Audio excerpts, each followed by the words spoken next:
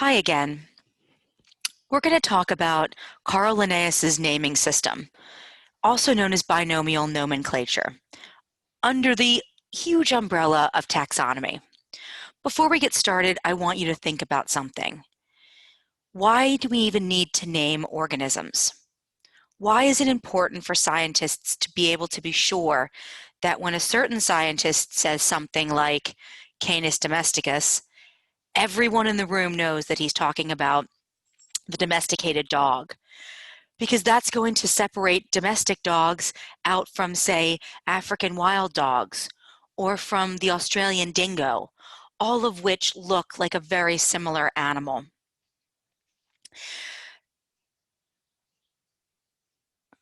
Hopefully, you came up with this sort of idea that scientists can't get things confused.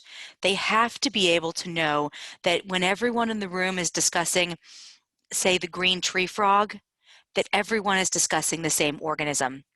This helps with scientific research, it helps with preserving endangered species, and in general, it just helps to make sure that if you're reading a paper on the mountain lion, you're not reading one paper that says mountain lion, one paper that says catamount, one paper that says Florida panther, because technically, all those things that I just said are really the animal Puma concolor. Binomial nomenclature. This word means a two-name naming system. Think about it. If you break it down, this this prefix, means two. Nomial, this suffix, means name. Nomen, this nomen is the prefix for name, and clature is a system. So when you put it all together, you get a two-name naming system. There are some rules when we make a scientific name for a species. Rule number one, it's going to be written genus species. And if you are typing it, you're going to italicize it. If you're handwriting it, you're going to underline it. Here are some examples of correctly written scientific names. As you can see, there are three rules for naming.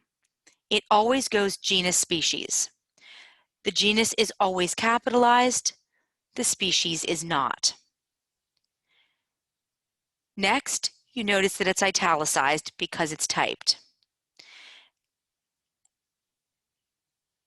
Down here, you can see the three rules repeated for you. Hopefully, you're fairly familiar with some of these. Felis catus, that's a cat.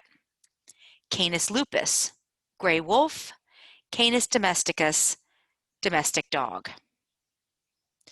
Also, you can tell other things from scientific names. Look at the last two. Do you see how the word canis is the same? That's because if you imagined right now a wolf, a cat, and a dog, you know that the wolf and the dog are going to look a lot more similar and have a lot more similar characteristics than the wolf and the cat or the dog and the cat. So scientific names also help us understand the relatedness of different species. What is the order of classification? Technically, there is one category above this called domain, and there can be subgroupings of any of these. Like, for instance, humans are technically Homo sapiens sapien. That's their genus, their species, and their subspecies. But we don't usually put that second sapien on there because there are no other Homo sapiens species left on Earth. So let's go through them. King Philip came over for good soup. Kingdom, phylum, class, order, family, genus, species. Now, when we go from kingdom to species, we are going from a great number of organisms all the way down to a single organism. So every time you go down a level from kingdom to species, you're getting more specific. Every time you go from species to kingdom, you're getting more general. Let's look at them one by one and see who gets kicked off the island every time we go to the next level. Animalia. Everything in here is in the kingdom Animalia. Even if you wouldn't necessarily call them an animal, they fall under that kingdom. It divides them out from the kingdom Planta, which would be plants, or fungi, which would be fungus. Animals cover a great, enormous number. Even though you would call them different things, like maybe that's an insect and that's a mammal, and that's an arachnid, that's an avis, it doesn't matter. At this big level, they are all animals. Now we're going to go down a level. We're going to add the phylum Chordata. The word chordata means backbone. Doesn't it sound like that? You have a spinal cord. That sounds a little bit like chordata. So let's see who goes. Bye-bye, Mr. Butterfly. Bye-bye, Mr. Lobster. Bye-bye, mussels and jellyfish and coral and spiders. The only people who are left have a backbone. Whether they swim with it, climb with it, walk on 4 legs or 2 legs or fly, they're all backboned organisms. Now we go down again, mammalia. Everybody in here now needs to be a mammal. Mammals have really specific characteristics. They bear live young, they have fur, they give milk. So let's look at who doesn't make it. Goodbye to the bird, because they don't lay live young, or they don't have live young, they lay eggs. Goodbye to the shark, cold-blooded. Goodbye to the fish, and the alligator, also cold-blooded. So if you have all those characteristics, you're warm-blooded, you have live young, you get to go forward into mammalia. Flying, swimming, hopping, all mammals. Now we're going to kick some other people off the island. We're going to go to carnivora. So this means, goodbye bat, you're an insectivore. Goodbye bunny, you're an herbivore. Goodbye to the mole and to the skunk, because they both eat insects and vegetables and meat. So they go across many categories. The only people who are left eat exclusively meat. Now we're going to come down to the next one. This family, Canidia, means that they are going to be dog-like. So you can see that my very obvious cat-like item is not going to make it. Then when we get to Canis, we mean really dog-like. My foxes are gone, because they are not as related to wolves as things like jackals, coyotes, and dogs are. Now we're going to kick everybody else off, and we're going to have just one species left, Canis lupus. Here's just one more to look at.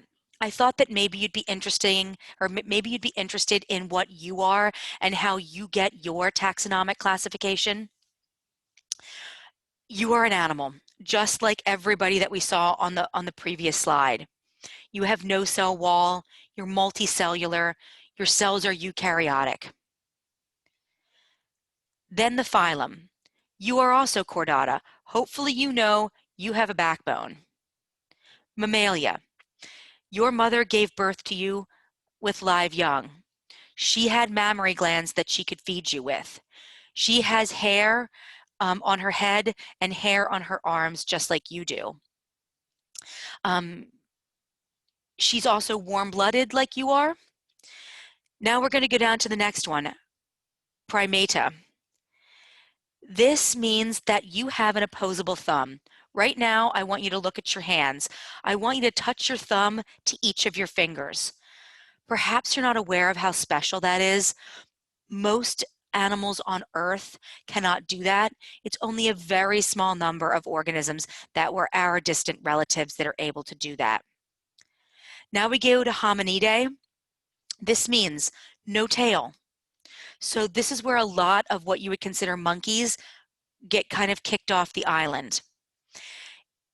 Of the monkeys that don't have a tail, what's going to be a big defining factor is that if you stood up and put your arms at your side, your arms would not reach your knees. There are many monkey species that have arms that are at their knees or longer. Also, everybody in here, whether we would consider them more a primate or more a hominid, they're going to have a semi-upright gait. The genus Homo. This means that your face is flat, that you walk on two legs all the time, and that you have this really interesting S-shaped spine. You might not think that your face is flat. You might run your hand down it and say, but my nose sticks out. Yes, but not anywhere near as much as what we would consider a primate. Think about chimpanzees or gorillas. They have a very prominent lower section to their face that sticks out way past the plane of their face. Then we get to sapiens. This means you need to have a big brain. You need to have the capacity to learn, to reason, to have empathy. You need to have speech. All of those things go into making you a Homo sapien. I hope that you've enjoyed this lesson and that you've learned a little bit more about taxonomy. Come back because we're going to talk about more characteristics of life soon.